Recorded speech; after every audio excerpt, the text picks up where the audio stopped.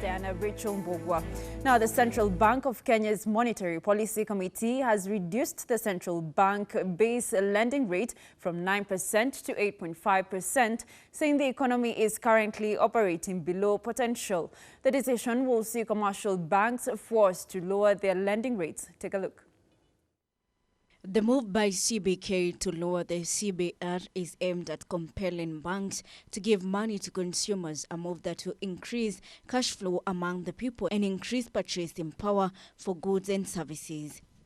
The CBK's move aims at the time Kenya's economy is literally struggling, with companies laying off employees, with most closing down due to the high cost of doing businesses and minimal sales. In the past 4 months, more than 5,000 Kenyans have been fired from their jobs as the economy continues to crawl. According to CBK, credit to the private sector increased by 6.6% in the year to the month of October, from 7% that was witnessed to the month of September.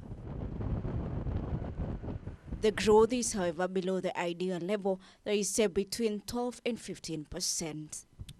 It is, however, not guaranteed that the commercial banks will obey the Central Bank of Kenya directive and lower their lending rates. Currently, the state has no say over the banks on how they should issue loans to consumers. The interest cap law, which has been implemented to put commercial banks under check on how they should charge consumers on loans, was scrubbed off by Parliament and signed into law by the President. Njeri Njogu for Every TV. Now, Kenya's request for a standby credit facility from the International Monetary Fund will be decided early next year. Head of the IMF team, Benedict Clement, has lauded Kenya's efforts to remove interest rate caps, narrow budget deficit, and shoring up of the forex reserves, as our reporter tells us. The 151 billion shilling standby credit line by the International Monetary Fund expired in October 2018, leaving the country deeply exposed to ex-Congress financial shocks. However, a team from the fund that has just concluded its review mission in Nairobi has given the country hope of securing the request. Since then, the National Treasury has been engaging the IMF with the aim of extending the precautionary facility. Kenya has never tapped the standby credit facility since it was approved by the IMF board in 2014. The credit line is open to developing economy that face shortage of foreign currencies due to global shocks. The International Monetary Fund has set various conditions for Kenya to meet before the standby fund was restored. Key among them was lower to the budget deficit to below 7%, repeal Section 33B of the Banking Act that was introduced rate caps to the term year-on-year inflation to below 6%. Treasury has so far managed to meet the three conditions, with Parliament yielding to the executive to repeal the interest rate cap early this month. A team from the International Monetary Fund, led by the head of the fiscal policy at the Fiscal Affairs Department, Benedict Clement, concluded their week-long fact-finding trip to Nairobi, giving the country a thumbs up. The team lauded efforts by the government to improve its fiscal discipline that has led to the economy expanding by 5.6% in the first 6 months of 2019. However, the team is expected to write to the board of IMF, which will decide on the fate of the credit facility early next year.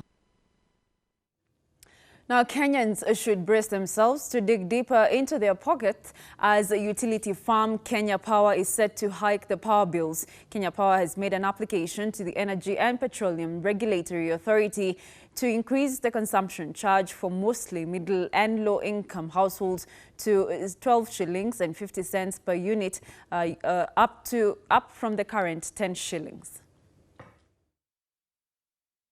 Review that targets those consuming less than 100 kilowatts per month, that is mostly the common mwananchi, will see a 20% spike in monthly power bills. The new tariff will see the price of a unit of electricity escalate to 12 shillings and 50 cents from the current 10 shillings. This means that if you consume 50 units per month, your bill will rise to close to 1,000 shillings from the current 816 shillings. Households consuming 200 units will also get a fair share of the new charge and will get a bill of upwards of 5,000 shillings from the current 4,600 shillings, given their consumption charge will rise to 19 shillings and 53 cents per unit from the current 15 shillings and 80 cents. Lazima to deal na mambo ya stima. Bei ya stima kwa ukweli kwa wenzetu wengi imepanda. The new proposal by Kenya Power comes slightly a year after this directive by President Uhuru Kenyatta. Na leo hii mimi naamrisha waziri within 1 month ureview mambo ya bei ya stima haswa kwa hawa wananchi. In the wake of widespread complaints from domestic customers and small businesses over a costly tariff introduced last July. Ndio waweze kufanya biashara zao. Si ni namna hiyo? Tumekubaliana hiyo. Hiyo nafikiri ni ya muhimu. The ball is now at the Energy and Petroleum Regulatory Authority's court, who has the mandate to hike or cut power tariffs. If approved, the new prices are likely to derail Kenya's quest to make energy cost competitive compared with other African nations like Ethiopia, South Africa, and Egypt. An increase will hit household budgets hard, given that electricity prices are among expenses whose costs have jumped the most under the Jubilee government, which has been in power since 2013. Now, tea farmers are urged to venture into purple tea to boost their earnings. According to the researchers, this will provide an opportunity for diversification and increased competitiveness of Kenyan tea. Victor Moturi tells us more. The research by Kenya Agriculture Livestock Research Organization states that purple tea has higher yields, is more adaptive to drought, and can fetch up to 10 times more than processed green tea at the international market. And it's actually a Kenyan tea, because it was invented in Kenya. It is first grown in Kenya, and it's not even popular. It is not anywhere in the world. It's basically found in the Kenya. Researchers say most factories and also farmers have not embraced fully diversification of the teas, even as current earnings of the black tea in the country continue to decline. So actually we are underutilized, because we are doing about 2 tons per day. But actually most of our teas is consumed in China. It's not consumed locally. China actually, their consumption per capita per person, they really take a lot of tea. And then they have a very good culture, and the government has come into funding that culture, and they are educating people on how to take the tea. More tea processors in the smallholder, multinational and independent categories have taken more deliberate efforts towards diversifying their tea processing to other teas, including orthodox, purple, white and green teas. We are basically depending on our small-scale tea farmers. Currently, we have more than 6,000 small-scale tea farmers supplying tea to this factory. We also have tea research. We have about 20 acres. Kenyan University are also supplying us with green leaf. The GST bonus payout caused a uproar among tea farmers in the country, with farmers taking home an average of 41 Kenyan shillings per kilo of green leaf, compared to an average of 52 shillings in 2018. Tea is a commodity, and it is the price in the world market depends on the supply and demand. There are good years, there are bad years. This year was a lower year than it was a similar trend in 2014, which was also quite a bad year for tea industry, but we are hoping the prices will peak in the next year. Stakeholders say tea factories that have already ventured into specialized tea production attest of good returns compared to those that have continued producing black tea. First is to ensure that the quality is right. That is 2 days and a bad. That is what we emphasize from our farmers. We receive the tea at our off-roading bay. It detox our system. Yeah, for reasons maybe if you've taken drugs for a very long time, because there may be those people who have taken drugs for a long time. If you take the purple, it usually detox all your system. Government-owned Tea Research Institute in Kericho discovered a purple tea clone in the year 2011 that will provide an opportunity for diversification and increased competitiveness of Kenyan tea. However, the United Nations Food Agriculture Organization says prices of black tea may drop as much as 40% by the year 2023 if producers around the world increase supply by about 5%. Victor Muturi, Ebru TV News. Now, moving on, donkey farmers across the country have renewed the push to stop the slaughter of the animals through petitions to counties that host abattoirs. The owners have petitioned Nakuru, Machakos, Baringo and Turkana County assemblies in countrywide protests that seek closure of all donkey abattoirs. Take a look. Donkey farmers across the country have blamed Nakuru, Machakos, Baringo and Turkana counties for the massive cases of donkey theft to satisfy demand for the export market. The farmers have, however, renewed the push to stop the slaughter of the animals through petitions to counties that host abattoirs, as well as seeking closure of all donkey abattoirs. According to the farmers, massive and unregulated slaughter to meet the huge market demand in China could soon leave the country without donkeys. It is, however, alleged that although donkey trade has been legalized, farmers were not involved in public participation to ascertain whether current numbers will sustain the market demand. Last week, donkey owners from Nakuru and Machakos petitioned county assemblies to close down abattoirs in Naivasha and Machakos.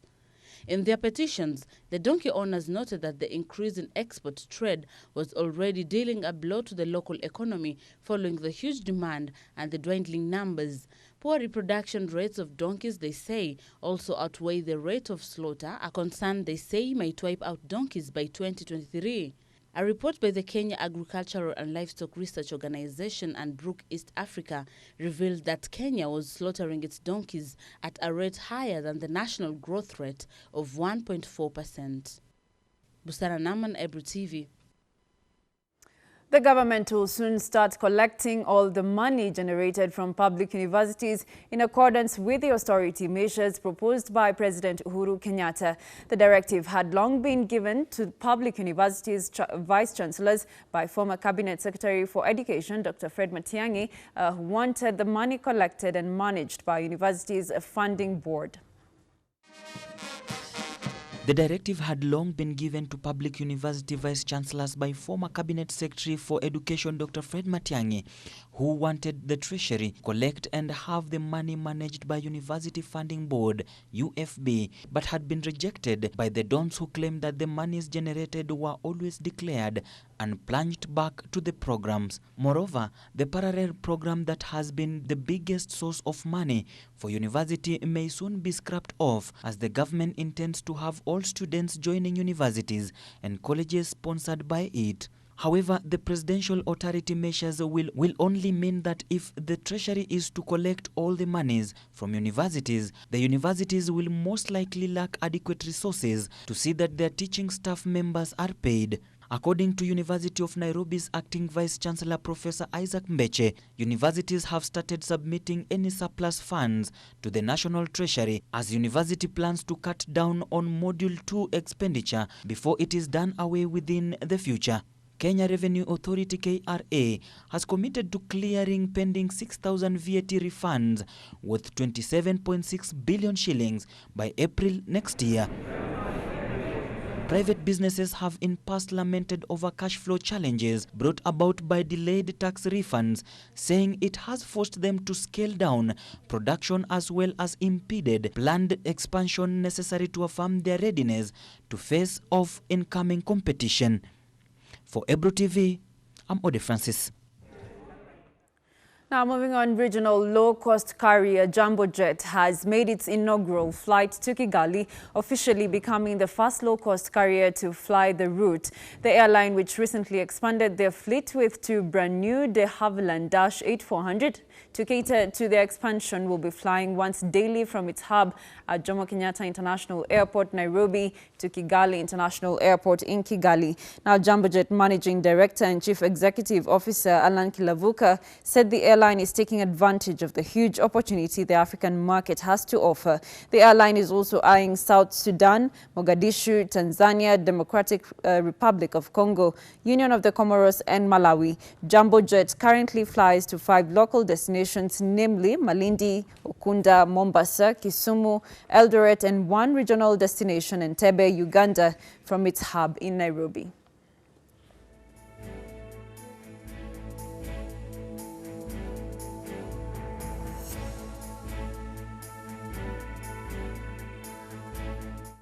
Now, Kisii and Nyamira residents have started experiencing losses after they were ordered by both the county governments to cut down the trees around the rivers and springs. According to environmental officials, water supply has reduced due to the tree plantation near the rivers.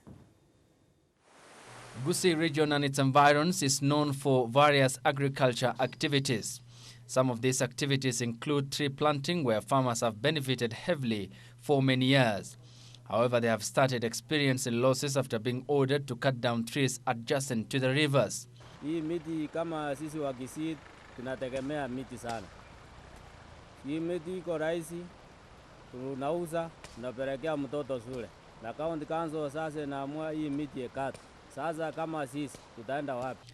Locals say this region receives high amount of rainfall, and rivers and springs are always flooded, adding that there is no need to cut down trees to increase water. Maji iko sisi kama wa Kisii hatujaona maji yameisha kabisa. Lakini kwa kukata miti kama ni kwangu, kama ni kuchukua hatua yangu, si kukata miti. Despite this region known for cultivation of different crops, tree business is also rampant, especially after the increase of the construction activities in both counties, thanks to devolution. Wangestahili kukata mahali kuna habitat, sio kwa hii maji mengi ambayo yanateremka. Wangeenda huko kwa water sources, the immediate water sources. Siasi enda kinyume na matako ya county government.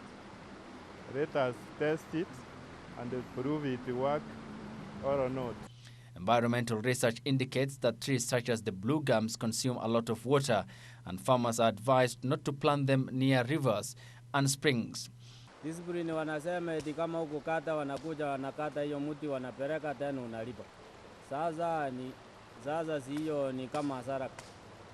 Huko nawaambia nini? Mimi nawaambia kama wanakata watupe njia nyingine ya kupata pesa tunapelekea watoto shule. Locals are now calling on the government to lift that directive for what they say is incurring huge losses. However, our efforts to reach the county government's officers were futile. On our international business front, Thanksgiving in the U.S. is right around the corner. That is on the November 28th. Historically, it's meant big profits for cranberry farmers as the fruits of their labor appeared on traditional Thanksgiving tables across the country. Crashing prices over the past decade have sent farmers looking elsewhere to make ends meet. VOA's Arash Arabasadi bogs down in this holiday story. Farmers have grown cranberries in this Massachusetts bog for generations. They say business today is not what it used to be. It costs $32 a barrel, which is 100 pounds, to grow cranberries successfully. And right now we're getting paid $22, which is the same amount of money my grandparents got paid in the 50s to grow cranberries. A long-time free fall in cranberry prices has some farmers looking for creative ways to earn a living. And so that's where the solar project comes in, is that it's a different type of revenue stream. In the United States, people using solar panels can sell surplus electricity back to the electric companies at a profit. Farmers have acres of land prime for solar panels.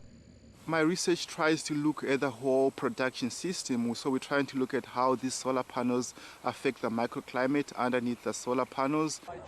The challenge for most farmers comes in harvesting power from solar panels that shade their crops. Cranberries are an understory plant, which means that they grow underneath other types of plants. So their genetic need for a lot of light is much lower than for other plants. Research is ongoing as to whether or not crops and solar panels can coexist. But some farmers welcome a solar harvest. That's money that you can actually count on, that's real, that you know that you're going to get that money every single month, whereas when you harvest the cranberries and bring them in, you really never know what you're going to get paid for them until about a year later. The United States Department of Agriculture reports that cranberry prices sank almost 60% in the past decade. Ongoing trade disputes with Europe and China further strain farmers who once exported 30% of their product. Arash Arabasadi, VOA News, Washington. Now, an emerging and lucrative business as farmers buzzing on a cash-in on a newly legally cash crop. Experts say the global market may grow at least fivefold by 2025. But as VOA's Arash Arabasadi reports, the potential highs for formerly banned agribusiness have so far come with trying lows. At this family farm in Michigan, growers have high hopes for what may be the next colossal cash crop. In 2018, the Farm Bill was passed, which then gave hemp the legs to take off. Keith Hagan founded Hemp Pure Farm in Michigan with his two brothers in 2019. So far this year, they grew 137 hectares of hemp, the most statewide. It's invigorating, it's exciting, it's frustrating. At every point of the process, we've probably dealt with every emotion that's been out there. Hemp and marijuana are both the same plant, cannabis. The difference is the amount of THC, the chemical compound that gives pot smokers a high. Hemp has very little THC, but for 81 years, the U.S. government made no distinction and banned all cannabis. It's so new and so, not understood from a manufacturing and even farming, perspective. But I think it can be a legitimate part of the U.S. agriculture economy. The plant's versatility makes it an attractive crop for farmers. One of the really cool things about hemp is it's has such a wide array of uses. So from hemp concrete to plastics to paper to CBD oil to hemp proteins, bird feed. There's a million different things that it can be used for. Unlike crops raised for generations, farmers say hemp's recent legalization means a steep learning curve that can come with high reward. It's a challenging crop to grow, but there is certainly more profit in industrial hemp than there would be traditional rotation crops. And we're going to see greater improvements in technology and methods to help those farmers succeed. Farmers face challenges like finding buyers for their new crop. Additionally, hemp plants must pass lab certification before harvest. The law bars anything above 0.3% THC. Plants registering above the limit must be destroyed. Arash Arabasadi, VOA News, Washington. Well, it's that time for us to take a look at how the stock market performed, and we'll start with the movers, where lender Kenya Commercial Bank, with a market capitalization of 147.73 billion shillings, traded with 2.16 million shares. The company traded at an average cost of 48 shillings and 60 cents per share. Trading second was Equity, with a market capitalization of 184.91 billion shillings. It traded with 690,500 shares at an average cost of 49 shillings and 5 cents. East African Breweries Limited, with a market capitalization of 156.7 billion shillings, traded with 424,200 shares at an average price of 200 shillings. Safaricom, with a market capitalization of 1.15 trillion shillings, traded with 171,700 shares at an average cost of 28 shillings and 90 cents. And finally, Cooperative Bank, with a market capitalization of 85.07 billion shillings, traded with 34,400 shares with an average price of 14 shillings and 60 cents. Time for us to look at the gainers, where Samia Group was the main gainer, with shares having gained a 7.23% to trade at 4 shillings and 30 cents. Stanbic Bank shares gained 6. 0.67% to trade at 112 shillings. Eveready East Africa gained 4.55% to trade at 1 shilling and 15 cents. And finally, in this category, Britam shares gained 3.09% to trade at 8 shillings per share. Time for us to look at the losers. Olympia Capital lost 6.67% to trade at 2 shillings and 10 cents. TPS Serena lost 5.06% to trade at 15 shillings. East Africa Cable lost 4.93% to trade at 2 shillings and 70 cents. Coop Bank dropped 2.40% to trade at 14 shillings and 25 cents. Well, that's all we had for My Stocks. Of course, we are in collaboration with mystocks.co.ke. Of course, they'll have changed by the time it's 2 p.m. All right, that's all we had for you this afternoon. Thank you so much for tuning in. Do enjoy the rest of your programming. My name is Diana Rachel Mbogwa. Good afternoon.